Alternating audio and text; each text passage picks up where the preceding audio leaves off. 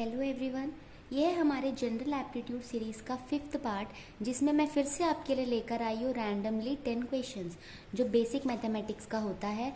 तो चलिए शुरू करते हैं अपना ये 10 क्वेश्चन। इससे पहले वाले पार्ट में भी मैंने आपके लिए 10 क्वेश्चन करवाया था। उसी तरह का कुछ क्वेश्चन मैंने यहाँ पर भी लिया है जो बेसिक मैथमेटिक्स का होता है, इसलिए मैंने रैंडमली क्वेश्चंस लिए हैं। इसके बाद मैं आपको टॉपिक वाइज भी करवाऊँगी। तो चलिए अपना क्वेश्चन वाला सीरीज शुरू करते हैं। पहला क्वेश्चन देखिए, if x, y and z are real numbers such that x minus 3 whole square plus y minus 4 the whole square plus z minus 5 whole square is equal to 0, then x plus y plus z is equal to. Similar कुछ इसी तरह का question मैंने आपको पिछले वाले part में भी करवाया था, जहाँ पे मैंने आपको ये बताया था कि अगर आप किसी भी नंबर का स्क्वायर करते हो तो वो हमेशा एक पॉजिटिव नंबर आता है। वैसे ही अगर आप इसका भी स्क्वायर करोगे तो ये भी पॉजिटिव होगा, इसका भी स्क्वायर पॉजिटिव होगा, और 3 पॉजिटिव नंबर्स का सम 0 नहीं आ सकता है ना। तो यहाँ पर इसका यही मतलब होगा कि तीनों ही टर्म 0 होंगे। ये चीज़ मैंने आपको पिछले वाले पार्ट में भी समझाया था, तो उसी से हम यहाँ पर करते हैं। जैसे हमें पता है तीनों का स्क्वायर जो है उसका सम 0 आ रहा है, इसका मतलब है कि हर एक टर्म जो है वो 0 है, क्योंकि 0 प्लस 0 प्लस 0 0 हो सकता है, बट कोई भी ऐसा पॉजिटिव नंबर्स नहीं है जिसका सम 0 आता है। तो हम क्या बोलेंगे, जो x माइनस 3 का होल स्क्वायर होगा ये भी 0 है, y माइनस 4 का होल स्क्वायर जो है वो भी 0 है, z माइनस 5 का होल स्क्वायर भी 0 है। और किसी चीज़ का स्क्वायर तभी 0 होता है अगर वो टर्म खुद 0 हो। इसका मतलब है कि ये सब क्या होंगे, 0 होंगे। तो इससे आपको मिल जाएगा x की वैल्यू 3, y की वैल्यू 4 और z की वैल्यू 5। हमें पता क्या लगाना है, x plus y plus z। तो हम क्या करेंगे, बस इन वैल्यूज़ को ऐड कर देंगे।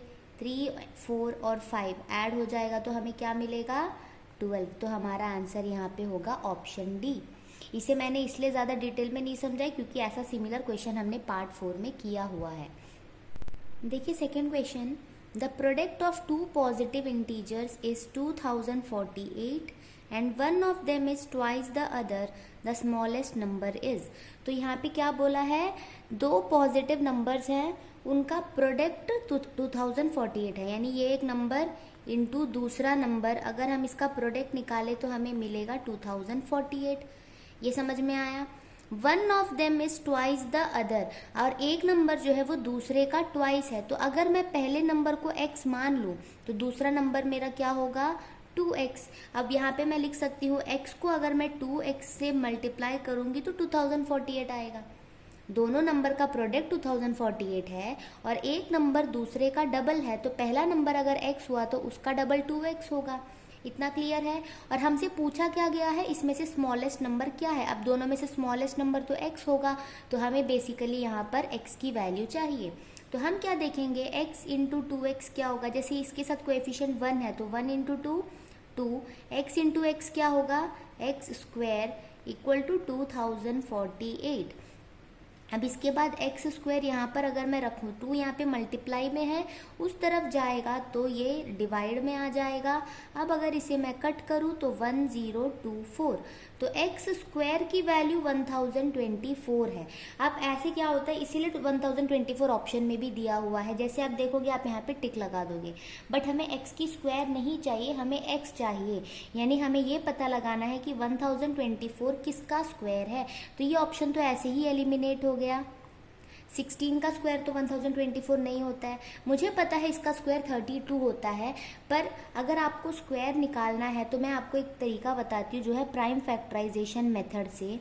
इसमें हम क्या करते हैं, इसे हम पहले 2 से देखेंगे, 2 से ये कटेगा 5 1 2, फिर से ये 2 से कटेगा तो 256, फिर ये कटेगा 128, फिर ये कटेगा 64, उसके बाद 2 इंटू 32, 2 इंटू 16, फिर 16 के आगे क्या होगा, 2 इंटू 8, फिर 2 इंटू 4, 2 इंटू 2, 2 इंटू 1। ऐसे जब हम लिख लेंगे हमारा काम होगा, क्योंकि हम स्क्वायरिंग कर रहे हैं तो हम 2 2 का ग्रुप बनाते हैं, यानी ये 2 2 को मैं एक ग्रुप कर दूंगी, ये दोनों एक साथ, ये दोनों एक साथ, ये दोनों 2 एक साथ और ये दोनों 2 एक साथ। तो वैसे मेरे पास कितने 2 हो गए, 1 2 3 4 5, यानी 2 को मैं 5 टाइम्स मल्टीप्लाई करूँगी। तो 2 2 ज़ा 4, 4 2 ज़ा 8, 8 2 ज़ा 16, 16 2 ज़ा 32। तो आंसर यहाँ पे हो जाएगा 32। तो अगर आपको कोई नंबर दिया हो और आपको उसका स्क्वायर निकालना है और आपको पता है ऑप्शन में कि वो परफेक्ट स्क्वायर है, तो आप इस तरह का मेथड फॉलो कर सकते हैं। और आप उसके बाद 2 2 का ग्रुप बनाइए और एक ग्रुप को आप एक बार कंसिडर करिए और ऐसे मल्टीप्लाई करिए, आपको उसका स्क्वायर रूट मिल जाएगा। तो इसका आंसर हो गया 32। क्वेश्चन नंबर 3 देखिए, if p square plus q square is equal to 7pq, ये हमें गिवन है। Then the value of p by q plus q by p is equal to, इसे ना हम 2 तरीके से कर सकते हैं। सबसे पहला तरीका ये है कि मुझे फाइंड क्या करना है, p by q plus q by P. तो मैं क्या करती हूँ, इसे सिंप्लीफाई करने के लिए क्रॉस मल्टीप्लाई करके देखती हूँ। जैसे ये p इंटू पी क्या हो जाएगा, P square, q into q Q square divided by Q into P, मैं लिख सकती हूँ पी क्यू। यानी क्रॉस मल्टीप्लाई तो आप सबको पता होगा, ऐसे इन्हें हम मल्टीप्लाई करते हैं, फिर बीच में जो साइन है वो लगाते हैं, फिर इन दोनों को मल्टीप्लाई करते हैं, फिर डिवाइडेड बाय डिनोमिनेटर, दोनों आपस में मल्टीप्लाई होता है, ये होता है क्रॉस मल्टीप्लिकेशन। अब ये हमें फाइंड करनी है इसकी वैल्यू क्या है। तो हम यहाँ पर देखेंगे, मुझे चाहिए P square plus q square, वो यहाँ पे मुझे दिख रहा है। नीचे चाहिए पी क्यू, हाँ ठीक है, पी क्यू यहाँ पे मल्टीप्लाई में उसे अगर मैं यहाँ लाऊं तो वो नीचे आ जाएगा। यानी इसका अगर मैं क्या करूँ, P square plus q square लिखूँ, LHS में ही था, और इस वाले पी क्यू को अगर मैं इस तरफ लाऊं तो क्योंकि ये ऊपर था, इस तरफ आने पर ये नीचे आ जाएगा। तो यहाँ पर क्या बचा, 7, और हमें जो चाहिए था उसकी वैल्यू क्या है, 7। तो सिंपली हमारा आंसर हमें यहाँ पर मिल गया। या फिर अब दूसरा एक तरीका क्या कर सकते हो, जो मुझे गिवन था, p square plus q square is equal to 7pq। आप एक काम करना, यहाँ पर जैसे पी क्यू है, इस पी क्यू को आप यहाँ पे सीधे नीचे लाइए पहले।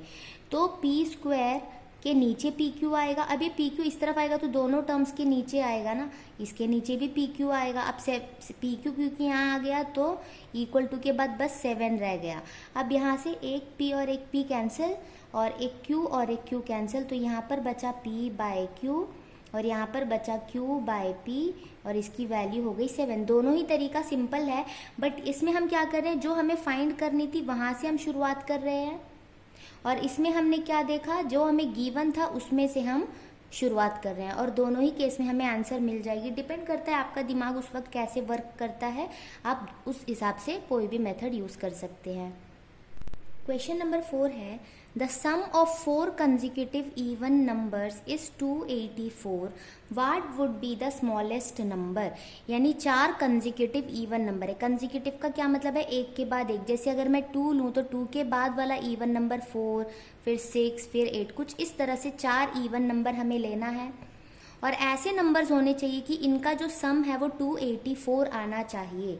तो अगर मैं पहला नंबर x लूँ, अब इसी पर देखिए, अगर मेरा पहला नंबर 2 है तो अगला नंबर 4 आया, यानी 2 में मैंने क्या किया, 2 ऐड किया। यानी अगर मैं किसी नंबर में 1 ऐड करूँ तो मुझे उसका अगला नंबर मिलता है, लेकिन अगर मुझे ऑड या इवन नंबर के केस में देखना है तो मुझे पता है कि एक नंबर है, उसके बाद जो उसका अगला इवन नंबर आता है वो 1 के बाद आता है। यानी मैं कह सकती हूँ कि इसमें मुझे 2 ऐड करना होगा। जैसे 2 में 2 ऐड करूँगी तो 4 आएगा, 4 में 2 ऐड करूँगी तो 6 आएगा। तो उस तरह से पहला नंबर अगर मेरा x है तो दूसरा नंबर मेरा होगा x प्लस 2। अब इसमें और 2 ऐड करूँगी तो क्या हो जाएगा, x प्लस 4। अब और 2 ऐड करूँगी तो x प्लस 6। तो ये हो गए मेरे 4 कंजिक्यूटिव इवन नंबर्स। अब इनका सम चाहिए तो मैं सबको क्या कर दूँगी, ऐड कर दूँगी, और सबका सम कितना हो गया यहाँ पर 284। और मुझसे पूछा है सबसे स्मॉलेस्ट नंबर, और स्मॉलेस्ट नंबर मैंने क्या लिया था, x। तो यहाँ पे मुझे x की वैल्यू फाइंड करनी है। अब यहाँ पर अगर हम देखें तो 1 2 3 4 बार x आया है, यानी मैं लिख सकती हूँ 4x प्लस नंबर्स क्या क्या है, 2 प्लस 4 6, 6 प्लस 6 12। उसके बाद यहाँ पर दिया हुआ है 284, यानी कि 4x इज इक्वल टू क्या हो जाएगा, ये 284 ऑलरेडी राइट हैंड साइड में था, 12 को मैं अगर उस तरफ ले जाऊँ तो उसका साइन बदल जाएगा, और 4x इज इक्वल टू क्या आएगा, 4 से 2 जाएगा 2, 8 से 1 जाएगा 7 एंड 2, तो x हो जाएगा 272/4। तो 4 1 ज़र 4, 4 6 ज़ार 24, 3 कैरी एंड 4 8 ज़ार 32। तो यहाँ पर आंसर आ जाएगा आपका 68। तो ये हमारा स्मॉलेस्ट इवन नंबर होगा। आप चाहो तो चेक भी कर सकते हो, अगर मेरा पहला नंबर 68 है तो इसके बाद वाला नंबर 70, उसके बाद 72 एंड देन 74 होगा। अगर आप ऐड करेंगे तो 8 + 2 10 + 4 14, उसके बाद 7 7 7 21, 27 एंड 128। तो ये हो गया 284। तो इस तरह से आप चेक करके भी देख सकते हैं कि जो आपने आंसर निकाला है वो करेक्ट है या नहीं। देखिए question number 5, A positive number when decreased bye 4। अगर एक पॉजिटिव नंबर है, मैं मान लेती हूँ वो नंबर है x। जनरली जब नंबर्स वाला क्वेश्चन आता है ना कि एक नंबर है, तो हम जनरली क्या करेंगे, उसे x मानकर ही हम सॉल्व करेंगे, ठीक है। अब एक नंबर है व्हेन डिक्रीज्ड बाय 4, इसे हमने 4 डिक्रीज कर दिया। अब यहाँ पर क्या होता है, 4 डिक्रीज करने का मतलब है इसमें से हमने 4 हटा दिया, तो हमने माइनस कर दिया 4 इज इक्वल टू। तो हम सिंपली यहाँ पर जैसे बोला गया वैसे इक्वल टू का साइन लगा देंगे। 21 times the reciprocal of this number. 21 times का मतलब है 21 इंटू, टाइम्स यानी इंटू होता है। 21 times the reciprocal of this number. अब ये नंबर अगर x है तो इसका रेसिप्रोकल क्या होगा, 1/x। तो आप फिर से एक बार रीड करो, a positive number when decreased by 4 is equal to 21 times reciprocal of this number. हाँ बिल्कुल सही तरह से हमने लिख लिया इक्वेशन को। अब हम क्या देखेंगे, यहाँ पर ये हो गया x - 4, यहाँ पर 21 × 1 21 होता है और नीचे है हमारे पास x। अब क्या होगा, हमें पता है जब ऐसे होता है ना, यहाँ पे नीचे कोई चीज़ होगा तो हम उसे क्या कर सकते हैं, लेफ्ट साइड में लाएंगे तो वो न्यूमरेटर में आ जाएगा, यानी ये x यहाँ पर आकर इसके साथ मल्टीप्लाई हो जाएगा, तो ये हो जाएगा इक्वल टू 21। अब ये x इंटू एक्स स्क्वायर, बीच में minus x into 4 4x equal to 21 है ना। मैं इसे अगर इस तरफ ला दूँ तो ये -21 हो जाएगा और इस तरफ रह जाएगा 0। तो ये बन गया हमारा एक क्वाड्रेटिक इक्वेशन। और मैंने अब तक आपको क्वाड्रेटिक इक्वेशन पढ़ाया नहीं है, तो मैं आपको एक चीज़ बता देती हूँ। यहाँ पर जो x² का कोएफिशिएंट है जो कि है 1, ये होगा हमारा a, और यहाँ पर x का जो कोएफिशिएंट -4 है ये होगा b, एंड जो -21 है ये कांस्टेंट टर्म होता है c। ऐसे हम मानते हैं। इसके बाद हमारा काम होगा a इंटू सी क्या है चेक करना। a 1 है और c -21 है, तो a इंटू सी होगा -21, और b क्या है हमारे पास -4। तो हम कैसे यहाँ पर मिडिल टर्म स्प्लिट करते हैं वो मैं आपको बताती हूँ। हमें ना 2 नंबर सेलेक्ट करने, जैसे हमने यहाँ पे मल्टीप्लिकेशन के फॉर्म में लिया है ना, तो हमें ऐसे 2 नंबर सेलेक्ट करने हैं जिसे मल्टीप्लाई करने पर 21 आए। इतना क्लियर है। उसके बाद जो यहाँ पर साइन होता है ना, ये भी एक मेजर रोल प्ले करता है। आपको ये देखना है कि वो 2 नंबर जिसे मल्टीप्लाई करके आप 21 ला रहे हो ना, उसे सब्ट्रैक्ट करके आपको -4 मिलना चाहिए। अगर यहाँ पर प्लस होता ना, इसका मतलब है उन दोनों नंबर को ऐड करके आपको ये नंबर लाना है। ये होता है, मतलब ये नंबर जो है वो आपको मल्टीप्लाई कर कर लाना है, और जो साइन है यानी माइनस का साइन है, इसका मतलब है उन दोनों नंबर को अगर आप माइनस करोगे तो आपको -4 मिलना चाहिए। अब ऐसे कौन से 2 नंबर है, साइन को हम बाद में देखते हैं। पहले सोचो ऐसा कौन सा नंबर है जिसे इंटू करके 21 मिले और माइनस करके 4 मिले। तो आता है 7 एंड 3। 7 × 3 21 होता है। 7 में से अगर 3 माइनस करूँ तो 4 होता है। इतना हो गया। अब यहाँ पर माइनस है, इसका मतलब है 2 नंबर मल्टीप्लाई होकर माइनस आ रहा है, इसका मतलब है किसी एक नंबर में माइनस साइन है। क्योंकि अगर दोनों में माइनस होता तो माइनस इंटू माइनस तो प्लस हो जाता। अब क्योंकि यहाँ पे माइनस साइन है, इसका मतलब है दोनों में से किसी एक नंबर में माइनस साइन है। अब किस में हम माइनस लगाएंगे वो डिपेंड करता है यहाँ पर। यहाँ पे माइनस दिया हुआ है। हमें पता है कि जब हम 2 नंबर को सब्ट्रैक्ट करते हैं ना, तो हम क्या देखते हैं, जो बड़ा नंबर होता है हम उसी का साइन लगाते हैं। यहाँ पर अगर माइनस आया है, इसका मतलब बड़े नंबर में माइनस साइन है और छोटे नंबर में प्लस साइन है। तो इतना हो गया। अब हम क्या करेंगे, जो हमारा पहला टर्म था x², उसे हम एज इट इज रखेंगे। हमारा काम है मिडिल टर्म को स्प्लिट करना।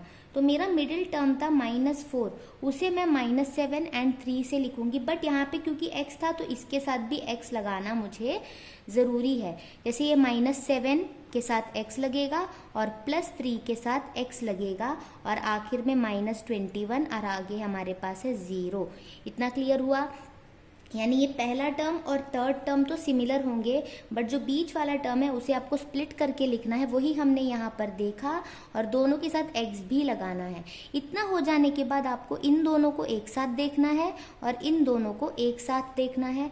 अब इन दोनों में एक x कॉमन है, तो यहाँ पर एक x चला गया तो एक x बचा, बीच में माइनस है, x चले जाने के बाद यहाँ 7 बचा, उसके बाद है बीच में प्लस, और क्योंकि 3 और 21 में 3 कॉमन है तो यहाँ पर x आएगा, बीच में माइनस साइन है, एंड 3 7 21 होता है तो यहाँ पर भी 7 इक्वल टू 0।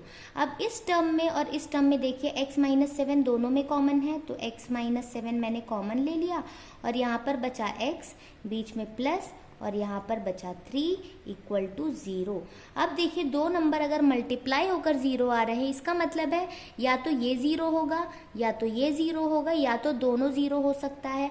तो हम मान लेते हैं x माइनस 7 0 है एंड x प्लस 3 भी 0 है, तो माइनस 7 उस तरफ जाएगा तो प्लस 7 आया, और यहाँ पर प्लस 3 उस तरफ गया तो माइनस 3 आया। तो x की हमें दो वैल्यू मिली है, हमें फाइंड x करना था, बट यहाँ पर ध्यान देना पॉजिटिव नंबर बोला गया है, तो पॉजिटिव नंबर हमारे पास क्या मिला है, तो ये हमारा आंसर हो जाएगा। क्योंकि यहाँ पे माइनस लगा है तो ये पॉजिटिव नंबर नहीं है, तो हम इसे कंसिडर नहीं करेंगे।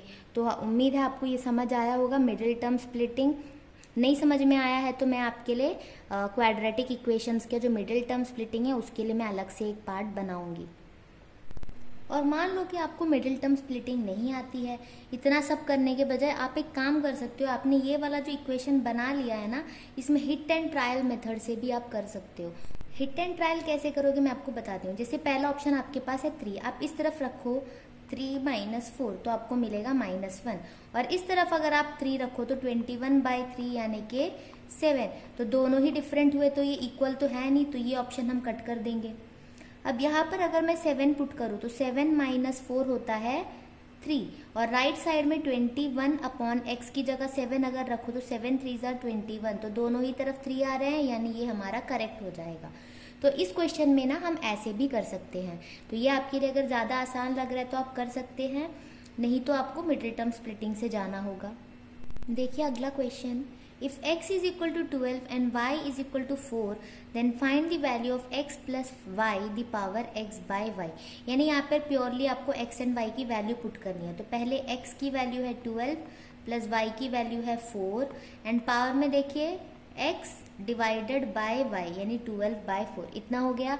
अब आप क्या करेंगे, 12 प्लस 4 क्या होता है 16, और यहाँ पर 4 3 12 होता है, तो यहाँ पावर में आ जाएगी 3। अब 16 की पावर 3 का मतलब है 16 इंटू 16 इंटू 16। अगर आप इसे मल्टीप्लाई करने जाओगे तो 16 इंटू 16 आपको मिलेगा 256, एंड अगेन और एक 16 है तो इसमें आंसर आएगा 4096। या फिर आप और एक चीज़ देख सकते हैं, जैसे यहाँ पर 6 है और 6 की पावर 3 है, तो आप ऐसे भी देख सकते हैं 6 इंटू 6 क्या होता है 36, और उसका यूनिट डिजिट 6 है, उसमें अगर और एक 6 आएगा तो 6 इंटू 6 36, तो यूनिट डिजिट में 6 आना चाहिए। ये आप तभी समझेंगे अगर आपने वो यूनिट डिजिट वाला वीडियो देखा है, क्योंकि जो यूनिट डिजिट होता है ना किसी भी चीज़ के पावर का, वो हमेशा इसके ऊपर डिपेंड करता है। तो अगर मैं ऐसे मल्टीप्लाई करूँ तो 6 इंटू 6 36 होता है, अगेन 6 इंटू 6 36, तो जो भी हमारा आंसर होगा उसमें यूनिट डिजिट 6 आना चाहिए, जो कि सिर्फ इसी ऑप्शन में हमें दिख रहा है। तो हम डायरेक्ट भी कर सकते हैं अंदाज़ा लगाकर, क्योंकि कॉम्पिटिटिव एग्जाम्स में हमारे पास चाहे हम कितना भी पढ़कर जाएं, टाइम का ही मेन इशू होता है कि हम पढ़ तो लेते हैं, बट होता ये है कि सारे क्वेश्चन अटेम्प्ट करने का टाइम नहीं मिलता है, क्योंकि हम स्लो पढ़ जाते हैं या टाइम कम पड़ जाता है। तो ऐसे आप कुछ चीज़ें यूज़ करके आप आंसर्स को और फास्ट कर सकते हैं। आप मल्टीप्लाई करके देखने के बजाय सोच सकते हैं कि यहाँ अगर 6 है तो ऑब्वियसली मेरे जो आंसर होगा उसमें यूनिट डिजिट 6 आएगा, वो सिर्फ इसी ऑप्शन में दिख रहा है, तो यही मेरा आंसर होना चाहिए। तो ऐसे आप यहाँ पर कर सकते हैं। क्वेश्चन नंबर 7 देखिए, if p plus 1/q equal to 1 and q plus 1/r is equal to 1 then what is PQR। हमें PQR की वैल्यू चाहिए। तो सबसे पहले हम एक चीज़ देखते हैं जो हमें दिया हुआ है, p plus 1/q equal to 1। यहाँ पर ना हम क्रॉस मल्टीप्लाई करते हैं, अगर आपको समझ नहीं आया तो आप नीचे 1 ले सकते हैं। तो ये क्रॉस होगा p into q PQ plus 1 into 1 1 divided by 1 into q q equal to यहाँ पर है 1। अब ये क्यू जो नीचे है यहाँ पर, अगर मैं इसे उस तरफ ले जाऊँ तो ये 1 के साथ मल्टीप्लाई हो जाएगा, तो ये यहाँ पे हमें मिलेगा p q plus 1 is equal to Q into 1 q. इसे मैं मान लेती हूँ इक्वेशन 1। अब जो दूसरा मुझे दिया गया है वो है Q plus 1 by R equal to 1। Similar way में हम इसे भी क्रॉस मल्टीप्लाई करेंगे तो मिलेगा Q R plus 1 into 1 divided by 1 into R equal to 1। Cross multiply तो आपको पता ही होगा ना। अब आर उस तरफ जाएगा तो Q R plus 1 equal to R, ये हो गया इक्वेशन नंबर 2। अब आप अगर ध्यान से देखें, आपको फाइंड करना है पी क्यू आर। यहाँ पर अगर आप देखें तो आपको पी क्यू दिख रहा है। अगर यहाँ पर एक आर आपको मिल जाए तो आपको पी क्यू आर की वैल्यू पता चल सकती है। तो आप यहाँ पर क्या करेंगे, इक्वेशन 1 में आप आर को मल्टीप्लाई करोगे। अब जब आप आर को मल्टीप्लाई करोगे, हर एक टर्म में आपको मल्टीप्लाई करना होगा। पी क्यू इंटू आर हो जाएगा पी क्यू आर, बीच में है प्लस, अब 1 into R equal to Q into R Q R. ठीक है, अब आपको चाहिए पी क्यू आर, तो आप पी क्यू आर यहीं पर रखो और यहाँ पर है क्यू आर ऑलरेडी, आर उस तरफ जाएगा तो माइनस आर, यानी पी क्यू आर की वैल्यू किसके बराबर है, क्यू आर माइनस आर के बराबर। अब इसकी वैल्यू आपको कहाँ से मिलेगी, तो इक्वेशन 2 का भी तो कुछ यूज़ करना होगा ना। अब इस इक्वेशन को अगर आप देखें तो यहाँ पे आपको क्यू आर दिख रहा है, वो हमें मिल गया, बट हमें माइनस आर चाहिए। तो इस आर को अगर मैं यहाँ लाऊं तो ये हो गया माइनस आर, बट ये 1 कहाँ जाएगा, उसे मैं इक्वल टू के उस तरफ ले जाऊंगी तो 1 वहाँ जाएगा -1। अब क्यू आर माइनस आर की वैल्यू क्या हुई, -1। तो पी क्यू आर इसके इक्वल है और ये -1 के इक्वल है, तो पी क्यू आर किसके इक्वल हुआ, -1। तो हमारा आंसर हो जाएगा -1। तो ये क्लियर है। नेक्स्ट क्वेश्चन देखते हैं। देखिए question number 8, which of the following is the largest. हमें ये 4 नंबर दिए हुए हैं, चारों ऑप्शन में भी वही है, तो हमें बस ये बताना है कि इन चारों में से सबसे लार्जेस्ट कौन सा है। ऐसे क्वेश्चन में जिसमें पावर्स डिफरेंट होती है ना, तो यहाँ पे कंपेयर करना थोड़ा मुश्किल होता है। तो हमारा सबसे मेन काम होगा या तो बेस को सेम बनाओ या तो पावर को सेम बनाओ। बेस है 2, 3, 4 एंड 5। 2 और 4 है तो 4 को मैं 2 के पास ला सकती हूँ, बट 3 और 5 को मैं कुछ नहीं कर सकती, तो मैं बेस को तो कुछ नहीं कर पाऊंगी, पर मैं पावर्स को बदल सकती हूँ, क्योंकि सब में देखो 50, 40, 30, 20, तो सब किस फॉर्म में है, देखो 2 की पावर 50 जो है, इसका मतलब है जो पावर है वो 5 इंटू 10 के फॉर्म में है। और जो 3 की पावर 40 है, इसे हमें लिख सकती हूँ 3 की पावर 4 इंटू 10, यानी पावर में कुछ तो कॉमन है, 10 सब में है ना। अब 4 की पावर 30 है तो इसे मैं लिखूंगी 4 की पावर 3 इंटू 10, इसमें भी 10 आ गया। 5 की पावर 20 है तो 5 में मैं लिखूंगी 2 इंटू 10, तो सबकी पावर में 10 तो है। अब मैं क्या करूंगी, हम सबको पता है अगर a की पावर m है उसकी वोल पावर n होती है, तो हम इसे a की पावर m इंटू n लिख सकते हैं। अब यहाँ पर इस फॉर्म में दिया है, यानी a की पावर m इंटू n, तो हम इसे इस फॉर्म में लिख सकते हैं, यानी 2 की पावर 5 का वोल पावर 10। उसी तरह इसे मैं लिख सकती हूँ 3 की पावर 4 उसका वोल पावर 10, ये होगा 4 का पावर 3 और वोल पावर 10, ये होगा 5 का पावर 2 एंड वोल पावर 10। अब मैं क्या करूंगी, 2 की पावर 5 का मतलब है 2 को मैं 5 टाइम्स मल्टीप्लाई करूंगी, 5 टाइम्स, तो 2 इंटू 2 4, 4 इंटू 2 8, 8 इंटू 2 16, 16 इंटू 2 32, तो ये हो गया 32। 3 की पावर 4 है, 4 बार 4 है हमारे पास, तो 3 इंटू 3 9, 9 इंटू 3 27, 27 इंटू 3 81, तो ये हो गया 81। पावर का 10 वो मैं भूल गई यहाँ पर, अब इसकी पावर भी 10 बचेगी। ये 4 की पावर 3 यानी 3 टाइम्स है, तो 4 इंटू 4 16, 16 इंटू 4 64, तो ये हो जाएगा 64 की पावर 10, और 5 का स्क्वायर 25 होता है, तो ये 25 की पावर 10। अब क्योंकि सबका पावर सेम है तो हम बेस को कंपेयर करेंगे। सबसे बड़ा बेस आपको दिखेगा 81, यानी 81 की जो पावर 10 होगी वही सबसे बड़ा वैल्यू होगा, और ये किसके करस्पॉन्डिंग है, 3 टू द पावर 40, तो ये सबसे लार्जेस्ट होगा। तो ऐसे बस आप एज्यूम करके टिक लगाए, हमें ऐसे क्वेश्चंस में पावर को सेम बनाना पड़ता है। Question number 9, the difference between squares of to consecutive integers. हमारे पास दो कंजिक्यूटिव इंटीजर्स हैं, तो मैं मान लेती हूँ पहला इंटीजर अगर x है तो उसका अगला इंटीजर क्या होगा, x+1, ठीक है ना। ऑड या इवन होगा तो पहले नंबर के बाद अगला ऑड या अगला इवन नंबर x+2 होता है। लेकिन अगर कंजिक्यूटिव इंटीजर्स की बात करें तो पहला अगर x है तो दूसरा उसमें एक बढ़ा देंगे हम, तो x+1 हो गया। अब बोला क्या गया है, डिफरेंस बिटवीन स्क्वायर्स ऑफ। अब इनका अगर हम स्क्वायर करें, अब जाहिर सी बात है जो बड़ा नंबर होगा उसी का स्क्वायर बड़ा होगा। अब मैं छोटे नंबर में से बड़े नंबर का स्क्वायर माइनस नहीं करूंगी, तो मैं क्या करूंगी, बड़े नंबर का स्क्वायर में से छोटे नंबर के स्क्वायर को अगर मैं माइनस करूं तो उसका डिफरेंस कितना आ रहा है, 408,235 ये आ रहा है। इतना क्लियर है। ये हमें दिया हुआ है कि दो हमारे पास कंजिक्यूटिव इंटीजर्स हैं, एक अगर x है और दूसरा x+1 है, तो उनके स्क्वायर्स का जो डिफरेंस होगा वो हमें दिया हुआ है। तो ये गिवन है। सम ऑफ द नंबर्स इज, अब इन दोनों नंबर का सम क्या होगा। अब दोनों नंबर क्या है, पहला नंबर था x और अगला नंबर था x+1। अगर मैं इनका सम करूं तो x + x क्या होता है, 2x+1।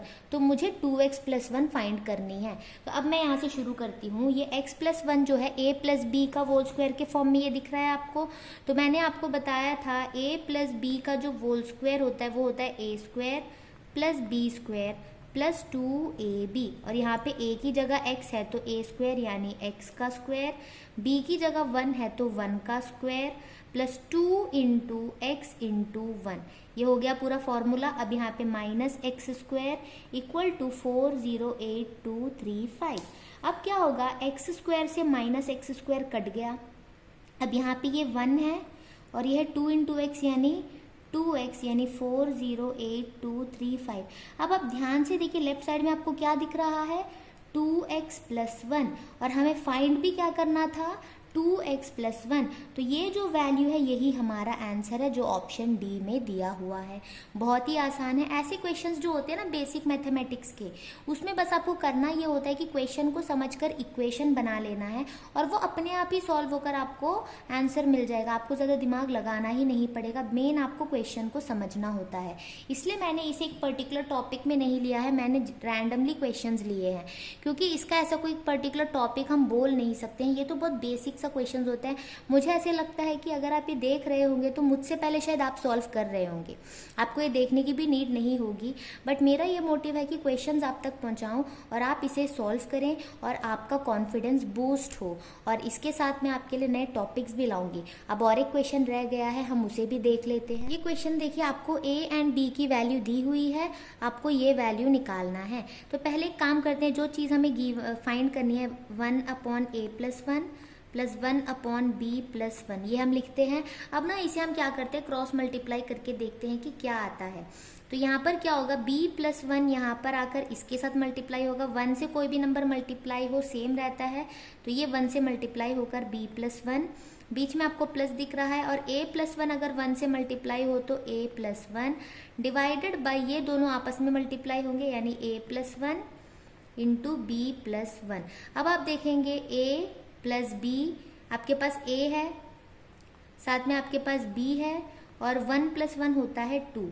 और नीचे अगर आप देखेंगे तो ऐसे केस में क्या होता है, a को पहले आप दोनों से मल्टीप्लाई करेंगे, फिर 1 को दोनों से मल्टीप्लाई करेंगे। तो a × b ab, बीच में है plus a × 1 a + 1 × b b + 1 × 1 1। समझ आया होगा आपको। ये a को पहले b से मल्टीप्लाई किया, फिर a को 1 से मल्टीप्लाई किया, फिर 1 को b से और 1 को 1 से। इतना क्लियर है। अब इसके बाद हम a एंड b का वैल्यू यहाँ पर पुट करते हैं, क्योंकि यहाँ पे एक वैल्यू पुट भी कर दे तो भी हमें क्रॉस मल्टीप्लाई करना होता। अब a एक सिंगल टर्म है, उस जगह पे अगर मैं 2 टर्म लगाती तो वो थोड़ा और लेंदी होता, इसलिए पहले हमने सिंप्लीफाई किया। अब हम वैल्यू पुट करते हैं।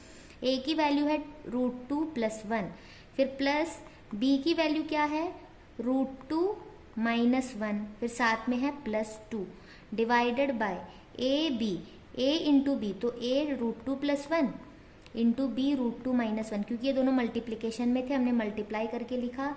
प्लस a की वैल्यू है √2 + 1 प्लस b की वैल्यू है √2 - 1 और साथ में है +1। अब आप एक चीज़ देखिए, +1 से -1 कट जाएगा, यहाँ पर भी -1 एंड +1 कट जाएगा। अब क्या बचा यहाँ पर, √2 + √2 क्या होगा, जैसे हम करते हैं ना x + x जो होता है, तो हम क्या करते हैं, एक x और एक x मिलकर 2x बनता है, वैसे एक √2 और एक √2 मिलकर 2√2 बनता है, और साथ में है हमारे पास +2। अब यहाँ पर अगर आप देखें तो ये कुछ इस तरह से हुआ, a + b × a - b ऐसे फॉर्म में है, और हमें पता है a + b × a - b क्या होता है, a² - b²। तो आप यहाँ पर देखेंगे a की वैल्यू √2 है, तो √2 का स्क्वायर माइनस b की वैल्यू 1 है, तो 1 का स्क्वायर, √2 का स्क्वायर 2 होता है। जब भी कोई नंबर रूट में हो और अगर हम उसका स्क्वायर कर दे तो बस रूट हट जाता है, तो 2 आ गया, -1 का स्क्वायर 1 होता है, तो 2 - 1 1, यानी ये वाला जो वैल्यू था ये मैंने साइड में सॉल्व कर लिया, और इसकी वैल्यू है 1 प्लस √2 + √2 क्या हो गया, 2√2, और साथ में ये वाला +1। ठीक है, अब ऊपर था हमारे पास 2√2 + 2, नीचे क्या 2√2 है हमारे पास, और 1 + 1 भी 2 होता है, तो न्यूमरेटर एंड डिनोमिनेटर सेम यानी कट जाएंगे, तो आंसर हमारा आ जाएगा यहाँ पर 1। तो ये सब जो क्वेश्चंस मैंने यहाँ पर लिए हैं ये प्योरली ऐसे हैं जो क्वेश्चंस का स्टेटमेंट से आपको इक्वेशन बनाकर सॉल्व करना है या सिंपल कैलकुलेशंस हैं, तो ऐसे ही क्वेश्चंस मैंने यहाँ पर आज लिया है। तो आप इसे अच्छे से प्रैक्टिस करिए। होप करती हूँ कि आपको ये समझ में आया होगा। अगर आपको समझ आए तो आप जनरल एप्टीट्यूड के जो पहले वाले वीडियोस हैं वो भी देखिए, और आने वाले वीडियोस को देखने के लिए चैनल को सब्सक्राइब करिए और बेल आइकन को क्लिक कर दीजिए, और आने वाले वीडियोस भी ज़रूर देखिए। Thanks for watching.